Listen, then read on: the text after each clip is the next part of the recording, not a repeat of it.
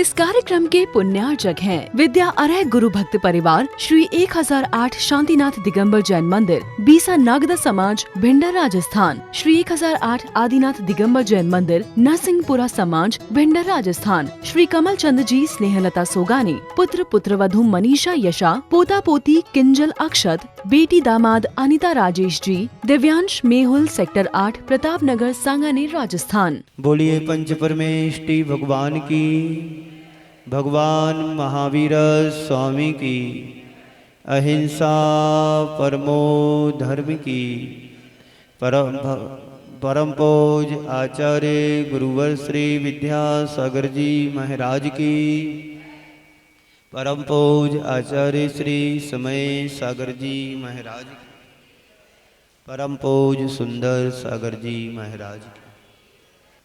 हम सभी बड़े भाग्यशाली हैं और पुण्यशाली भी हैं। इस संसार में हम सब ने जन्म लिया, लेकिन तीर्थंकर भगवंतों का हमें सानिध्य नहीं मिला, और कभी कभार मिला भी हुआ तो पता नहीं किस पर्याय में मिला।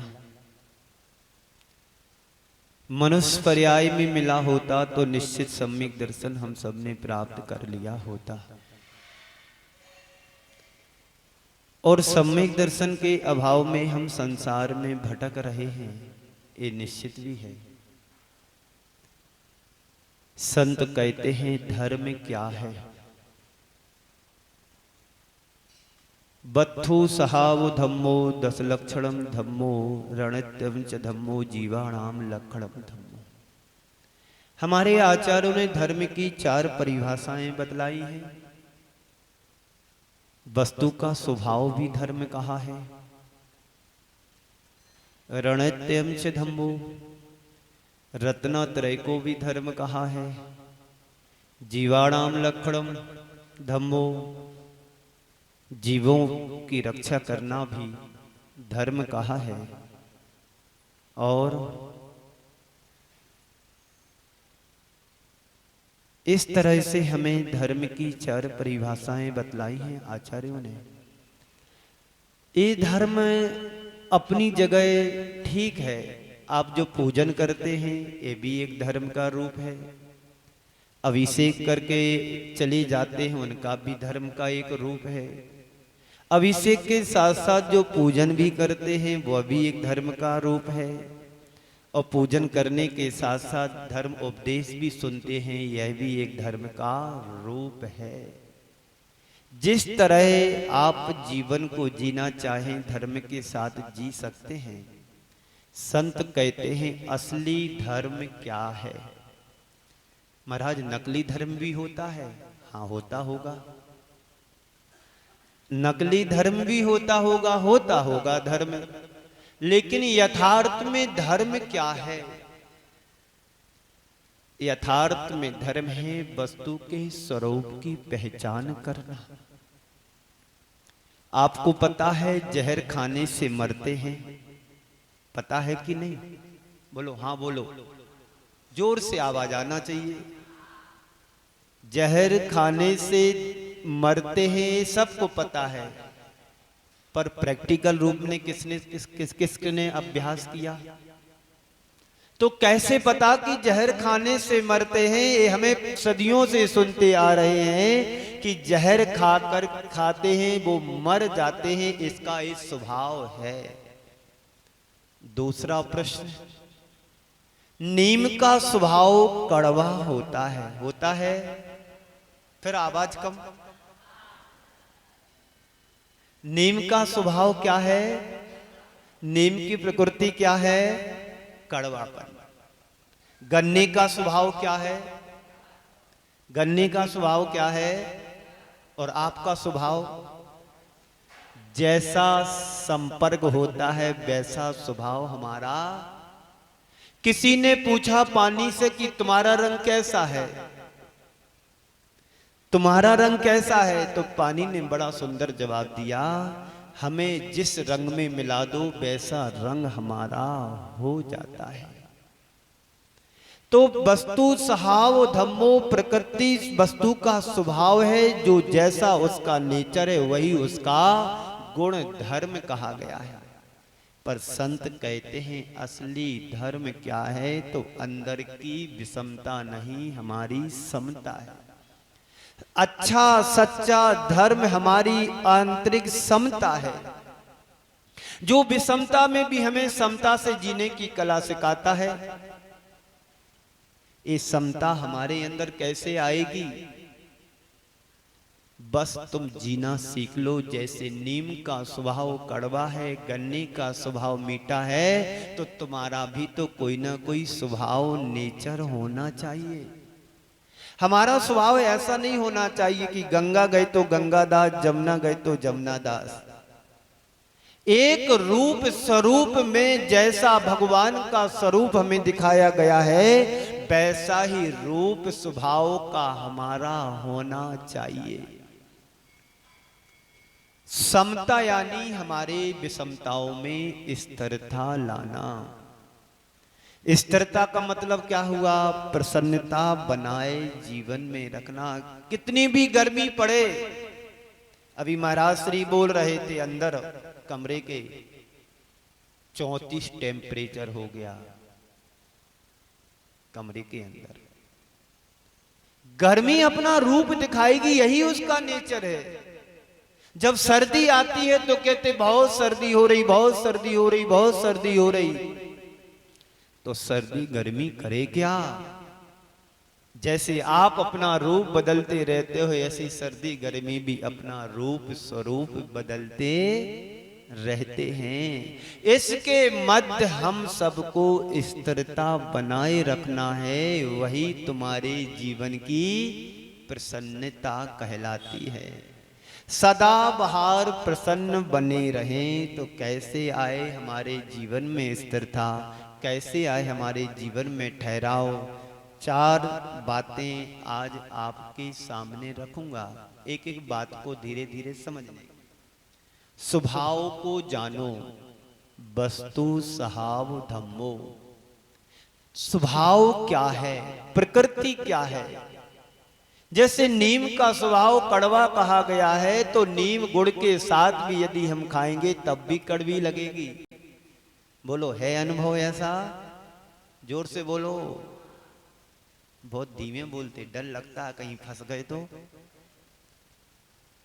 नीम को गुड़ के साथ भी योग संयोग बनाने के बाद भी अपना स्वभाव नहीं छोड़ता है। हम लोगों के मन में इष्टानिष्ट संयोग होता रहता है। इष्ट योग में, इष्ट योग में, अनिष्ट योग में, इष्ट वियोग में सहनशीलता दिखलावे। हमारे जीवन में अनिष्ट संयोग बनता है तो हमें समता रखना है, और इष्ट का वियोग होता है तब भी हमें समता रखना है। संकल्प विकल्प हमारे जीवन में आते रहते हैं। कुछ लोग सोच रहे हैं महाराज श्री प्रवचन कर रहे हैं और हम पूजन कर रहे हैं। पूजन भी चल रही है और इधर तुम उपदेश भी सुन रहे हो, तो दोनों साथ एक साथ काम कैसे हो सकते? बोलो। जब आप लिखते हो तब सोचते नहीं हो, जब आप सोचते हैं तब लिखते नहीं हैं। बोलो, होता कि नहीं होता? प्रैक्टिकल करके देखना। जब आप सोच रहे होते हैं तब आप लिखते नहीं हो, सोचने के बाद लिखते कि मैंने क्या सोचा था, वो उसको लिख रहे हैं। बोलो, ऐसा होता कि नहीं होता है? होता है। तो संकल्प विकल्प हमारे जीवन में आते रहते हैं। इष्ट अनिष्ट हमारे योग संयोग हमारे जीवन में चलता रहता है। संत कहते हैं थोड़ा विचार करके कि विचार करें कि संसार में जो कुछ भी घट रहा है क्या सब मेरे हाथ में है? बोलो, अभी मूसलाधार बारिश हो जाए तुम्हारे हाथ में है, और बारिश होने के बाद प्रचंड गर्मी आ जाए, ये तुम्हारे हाथ में है। लाइट चली जाए तुम्हारे हाथ में है। गर्मी के दिनों में ठंडी जैसा अनुभव होने लगे, तुम्हारे हाथ में है? नहीं है ना? तो क्या है तुम्हारे हाथ में? इन सब के मध्य हमें स्थिरता बनाए रखना ये मेरे हाथ में है। क्या सब तुम्हारे हाथ में है? अगर तेरे हाथ में, तो तेरे पास पावर है कि सबको अनुकूल बना सकते हो। और मजे में भी फिर परेशान क्यों होता है व्यक्ति? अनुकूलताओं में फिर प्रतिकूलताएं क्यों बना लेता है व्यक्ति? लेकिन क्या यह संभव है? नहीं। इसलिए नहीं कि वस्तु का स्वभाव है, जो जिसका नेचर है वह नेचर वही रहेगा। हमने सुना था, शायद आप लोगों ने भी सुना होगा, नेचर और सिग्नेचर। क्यों जयंती लाल जी बदल देते आप? नेचर और सिग्नेचर ये कभी बदलते नहीं है। व्यक्ति चला जाए पर सिग्नेचर तो वही होगा, नेचर तो वही होगा। जिसको बात बात पर अपशब्द बोलने की आदत पड़ जाती है, वो मंदिर की सभा में भी उनके मुख से अपशब्द निकल ही जाते हैं। बोलो ऐसा होता है कि नहीं होता है? इसलिए संभल संभल करके चलने की जरूरत है। तो इस स्वभाव को हम जाने तो इष्ट अनिष्ट में, संयोग वियोग में, लाभ हानि में, संयोग वियोग में, संकल्प विकल्पों में समता रहेगी। और इस स्वभाव से अनभिज्ञ रहेंगे तो संकल्प विकल्प के अलावा और कुछ भी हमें नहीं लगेगा हाथ में। ये ऐसा हो गया, ये वैसा हो गया, ये सही नहीं हुआ, ये गलत हो गया। जिनको टोकने की आदत होती है, एक बार ऐसा हुआ, नौकर ने कांच का गिलास साइड से रख दिया। घर की मालकिन निकल रही थी, देखा नहीं, कांच के गिलास में ठोकर लगी, टूट गया। नौकर से कहता, क्यों भी देख करके नहीं रखता? टोकने की आदत है बाय नेचर। अच्छा भी हो रहा होगा तो गलती निकालने की आदत हो जाती है। क्यों भी देख करके नहीं रखता? एक दिन नौकर से भी वही गिलास, दूसरा गिलास टूट जाता है किसी कारण से झाड़ू लगाते समय। क्यों भी देख के नहीं करता काम? क्यों भी देख के काम नहीं करता है? ये ऐसा हो गया, ये वैसा हो गया, तुमने ऐसा कर लिया, तुमने वैसा कर लिया। इस संसार में हर घर की कहानी है। यही कहानी हमें समझना है, उससे बचकर के जीवन को आगे बढ़ाना है। छोटी छोटी बातों को नजरअंदाज यदि हम करते हैं तो जीवन में बड़ा आनंद आता है। करने दो जो कर रहा है, जिसको करने दो, पर तुम अपना संकल्प विकल्प मत करो कि कौन क्या कर रहा है। ये सब हमारे मन का आरोप है, वस्तु का स्वरूप नहीं है। इसे हमें समझना चाहिए।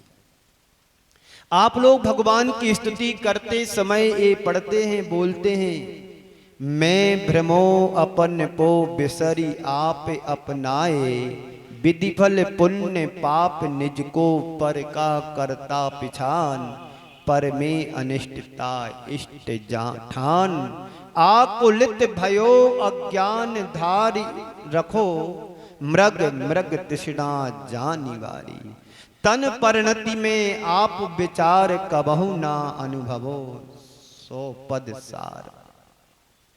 क्या हुआ? कितनी उत्कृष्ट भावना जिन्होंने भाई है, कह रहे हैं इसमें पूरे जीवन का विज्ञान समाया हुआ है। भगवान अभी तक में अज्ञानी था और अपने इस अज्ञान के कारण में दुखी बना था, दुखी रहता था।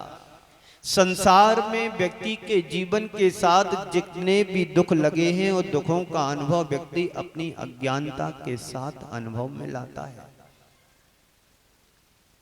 उसे पता नहीं है कि दुख एक किस कारण से आया है हमारे जीवन में।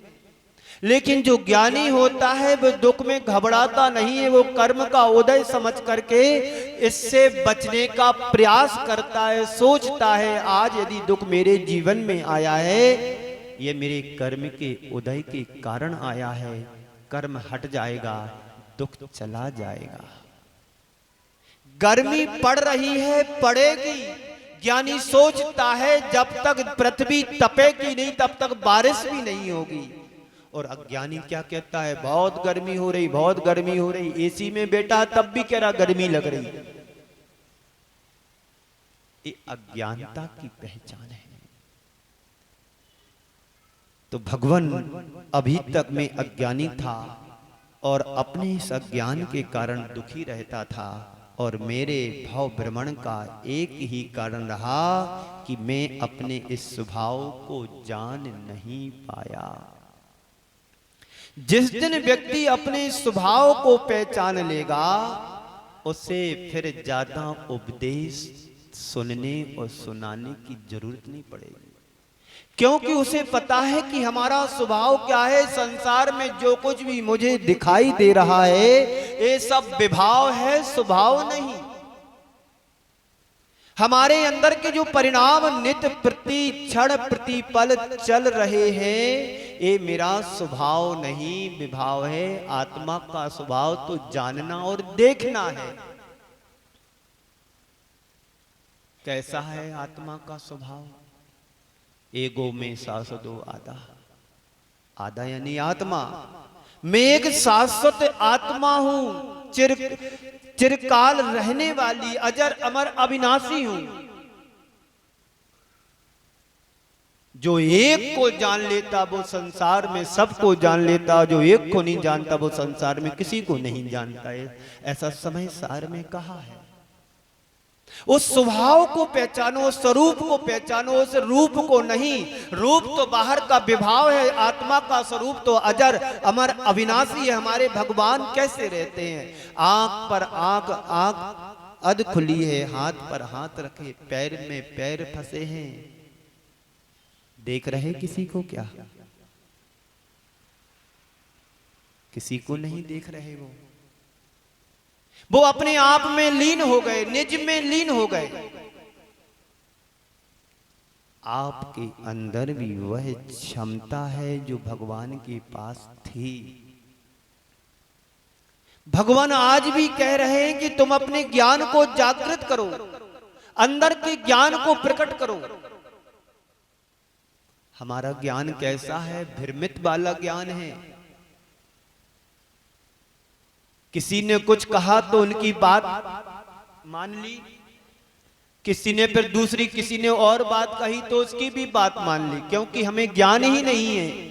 इस कार्यक्रम के पुण्यार्जक थे विद्या अर्ह गुरु भक्त परिवार श्री 1008 शांतिनाथ दिगंबर जैन मंदिर, बीसा नागदा समाज, भिंडर राजस्थान। श्री 1008 आदिनाथ दिगंबर जैन मंदिर, नरसिंहपुरा समाज, भिंडर राजस्थान। श्री कमल चंद जी स्नेहलता सोगानी, पुत्र पुत्रवधू मनीषा यशा, पोता पोती किंजल अक्षत, बेटी दामाद अनिता राजेश जी, दिव्यांश मेहुल, सेक्टर 8 प्रताप नगर, सांगानेर, राजस्थान।